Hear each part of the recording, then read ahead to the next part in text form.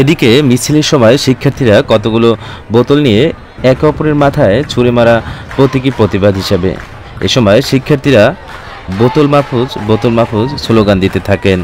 এছাড়াও সান্ডা না মাহফুজ, সান্ডা সান্ডা, মুলানা বোতল বোতল বোতল ইত্যাদি স্লোগানও দিতে দেখা যায় তাদেরকে।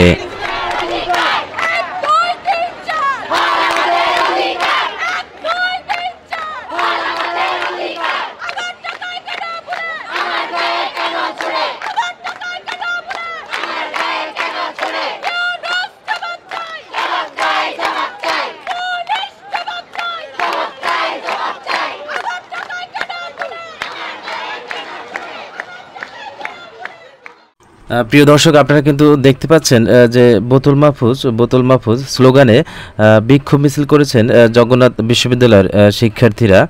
তারা কিন্তু আসলে 4 দফা দাবিতে রাজধানীর কাকরাইল মোড়ে কিন্তু অবস্থান কর্মসূচি পালন করছেন, এটাই কিন্তু আপনারা দেখতে পাচ্ছেন। এবং এর আগে গতকাল বুধবার উপদেষ্টা মাহফুজ আলমের মাথায় যে বোতল ছুঁড়ে মারার যে ঘটনার পর থেকে কিন্তু বিষয়টি ঘিরে বিতর্ক সৃষ্টি হয়েছে। এবং আপনারা কিন্তু দেখতে পাচ্ছেন যে তারা কিন্তু সান্ডা না মাহফুজ এই স্লোগান দিয়ে কিন্তু তারা কিন্তু রাজপথ উত্তল করেছেন। জানা গেছে যে ঘটনার পর উপদেষ্টা মাহফুজের কণ্ঠ সম্বলিত একটি ভিডিও ছড়িয়ে পড়লে শিক্ষার্থীরা এর প্রতিবাদ জানান।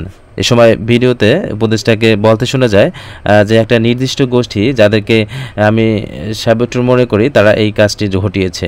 তারা আন্দোলনে অনুপ্রবেশ করে আন্দোলন স্যাবোটাইজ করেছে।